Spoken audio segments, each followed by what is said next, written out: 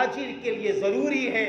اگر وہ چاہتا ہے کہ اس کی تجارت میں برکت ہو، اگر وہ چاہتا ہے اس کی تجارت میں اللہ کی مدد آ جائے، اگر وہ چاہتا ہے کہ وہ بہت جلدی ترقی پہ آ جائے، اگر وہ چاہتا ہے کہ اس کی تجارت کے اندر ہر قسم کی رحمتوں کا نزول ہونے لگے، تو سب سے پہلا کام یہ ہے کہ وہ حلال تجارت کا کام شروع کرے۔ پوچھیں کسی عالم و مفتی سے یہ کاروبار کرنا حلال ہے یا حرام ہے، پہلے پوچھو، اور پھر اس کے بعد ذکر الہی کے ساتھ فکر آخرت کو سامنے رکھ کر ایمانداری سے تجارت کرے، اور اذان ہو جائے تو پھر وہ نماز پڑھنے چل دے، اور جو جا رہا ہے وہ ایک دوسرے کو دعوت دیتا ہوا جائے، اور پھر اس کے بعد جب سال گزر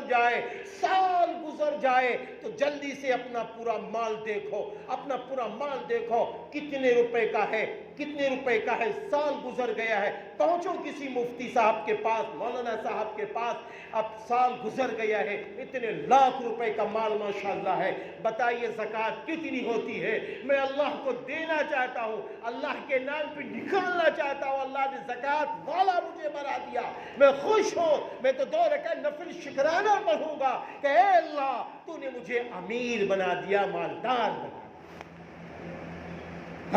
بنا دیا، میں خوش ہوں، میں اپنے مال کی زکوٰۃ نکالوں گا۔ پھر جب زکوٰۃ نکالو تو پوچھو مفتی صاحب، مولانا صاحب یہ زکوٰۃ کہاں لگاؤ؟ میرے بھائیو یہ ہے اصل، یہ ہے اللہ کی مدد والے راستے۔ پھر کیا ہے؟ یہ سب کام کس لیے کر رہے ہیں؟ زکوٰۃ کیوں نکال رہے ہیں؟ اس لیے نہیں کہ دنیا والے نام لیں گے بہت بڑے ہیں، نماز اس لیے نہیں پڑھ رہے دنیا والے کہیں گے بڑا نمازی ہے، صحیح سامان اس لیے نہیں دے رہے دنیا والے کہیں گے کہ بڑا ایماندار ہے، یہ سب کچھ اس لیے کر رہے ہو کہ قیامت کے ہولناک منظر سے ڈر رہا ہے۔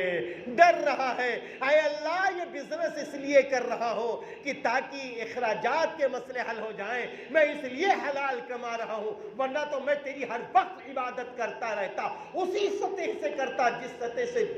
اور کرنی چاہیے، لیکن اے اللہ آج یہ جو کچھ بھی میں کر رہا ہوں تجھ کو راضی کرنے کے لیے کر رہا ہوں۔ ان فکروں کے ساتھ جب تجارت ہوگی تو بتاؤ میرے بھائیو یہ تجارت بھی عبادت بنے گی کہ نہیں بنے گی؟ بھئی بنے گی نا، عبادت بن جائے گی، عبادت بن جائے گی۔ پھر یہ حلال روزی ہمارے آپ کے جسموں میں آئے گی تو پھر یہ حلال خون بنے گا، اور پھر یہ طاقتور خون بن جائے گا، اور پھر ہماری نسلیں بھی، ہمارے آپ کی اولادیں بھی ماشاءاللہ دیندار ہو جائیں گی، ایماندار ہو جائیں گی، اور پھر جہاں ہماری آپ کی اولادیں ایماندار بن گئیں، دیندار بن گئیں، تو سمجھو بیڑا پار